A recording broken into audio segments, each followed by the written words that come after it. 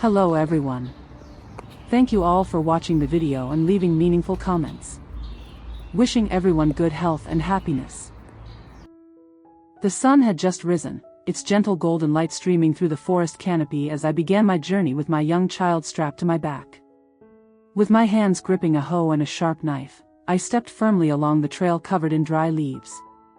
The chirping of birds blended with the rustling of the wind, creating a natural symphony, but my mind was focused on one thought: finding the perfect spot to build a home. Venturing deeper into the forest, I examined every patch of land. Some were too steep, others too overgrown. After a while, I discovered an open area that was relatively flat, with sunlight highlighting the reddish-brown soil. This was the place I chose to build a home for my family. Without hesitation, I set down the knife, gripped the hoe tightly, and began working. The first strike of the hoe hit the ground hard as rock. I had to use all my strength to break through the dry, compacted soil. Sweat began to bead on my forehead, but I didn't stop. Each strike of the hoe echoed steadily and powerfully in the quiet expanse of the old forest. Occasionally, my child stirred on my back, but their soft giggles seemed to fuel my determination. After breaking up the soil, I used the knife to cut away bushes and dry branches blocking the path. The sharp blade felled plants swiftly. I gathered them into a large pile to burn later or use as firewood. The work continued as I leveled the ground, using the hoe to remove high mounds of earth and fill in deep holes. My hands ached from exertion, but my heart felt lighter as I saw the land gradually becoming smooth and even. Each time I paused to wipe sweat from my brow, I looked around and imagined the house that would rise here, a simple shelter amidst wild nature where my small family would be safe from sun and rain. That thought gave me even more determination to finish. As the sun climbed higher in the sky, its rays illuminated beads of sweat glistening on my sun-darkened face. The child on my back had fallen soundly asleep, their steady breathing harmonizing with their father's rhythmic labor. I could feel every breath they took, a reminder that all my efforts today were for their future. Finally, after hours of relentless work, the land had become much flatter and cleaner. Standing upright to survey what I had accomplished brought an indescribable sense of joy. This would be where our new life begins, a place where my small family could enjoy peaceful days amidst this vast natural world.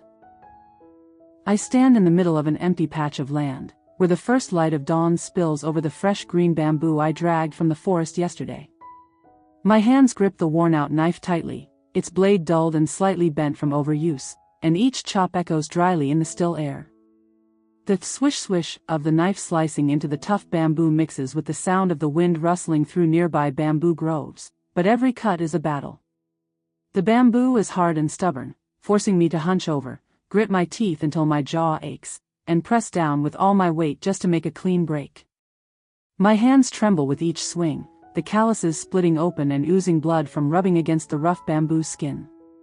Sweat rolls down my forehead, stinging my eyes until they burn, and I have to blink furiously to see, but I can't let go of the knife.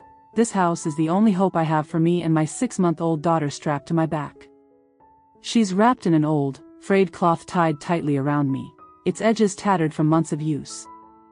I feel every tiny breath she takes through the thin fabric of my shirt, her soft, rosy cheeks pressed against my back, warm and alive, but also an extra weight on my already exhausted shoulders.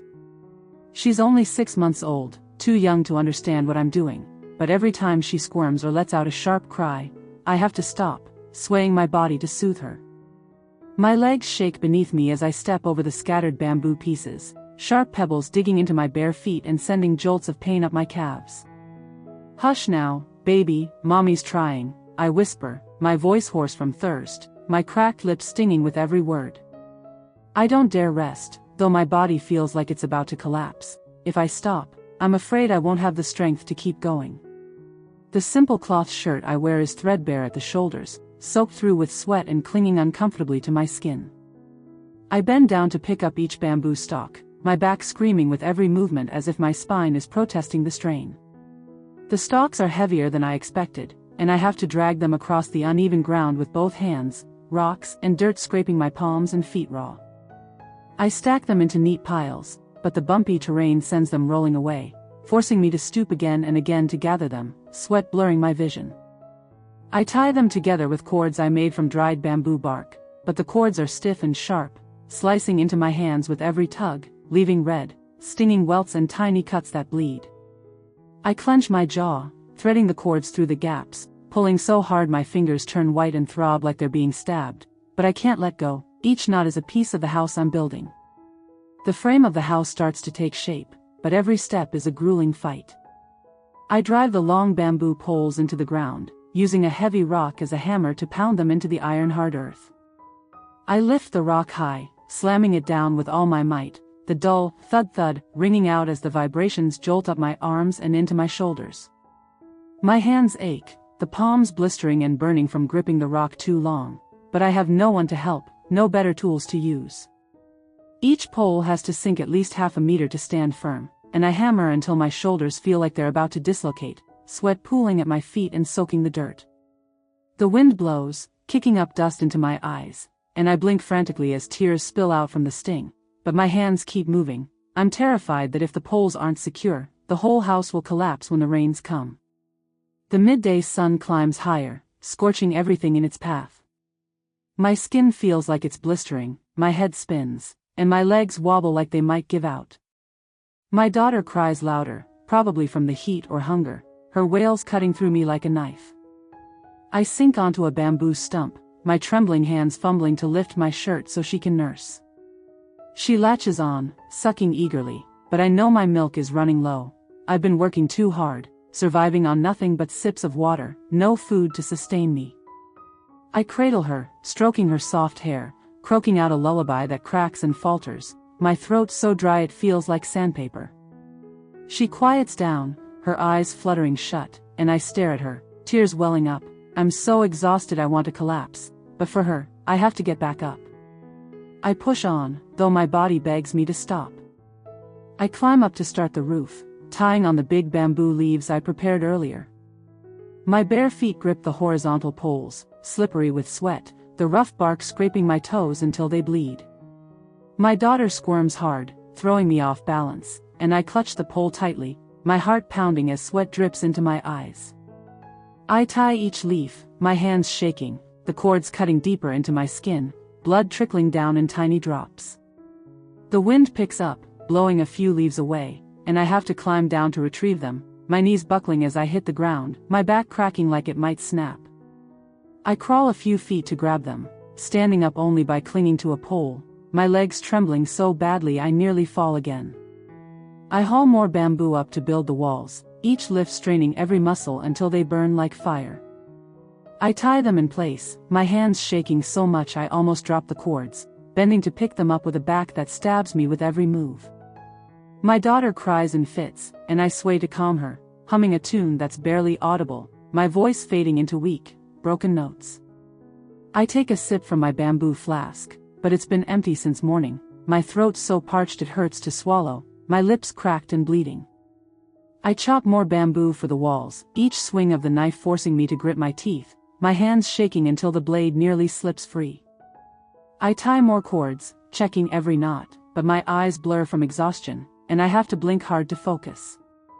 I climb up and down to add more leaves, each step making my head spin, my limbs heavy and lifeless.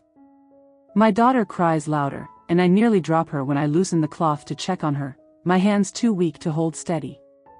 I hug her close, tears streaming down my face. I'm starving, I'm thirsty, but I have nothing to eat, no one to lean on. The afternoon fades, the sun softening, but I'm still not done. I tie the last leaves, my hands trembling so badly the knife falls to the ground, and I climb down to get it, my knees giving out until I have to crawl to stand again. My daughter wails, and I soothe her until she quiets, but I know she's hungry. I'm hungry too, my stomach growling painfully, but I can't stop to think about it. I check every pole, every knot, my body so worn out that sweat soaks through my clothes, my hair plastered to my face, but I'm too tired to wipe it away. Finally, as the sunset glows, the bamboo house stands before me, roof covered, walls enclosed, though it still needs a door. I step back, my hands shaking on my hips, my whole body so drained it feels like it might crumble. I look at what I've made, and tears spill over, not from sadness, but from exhaustion, joy, and love for my girl. She's quiet now, as if she senses it's done. I untie the cloth, pull her into my arms, kiss her forehead, and whisper, "Here's our home, baby." My voice breaks, faint but proud.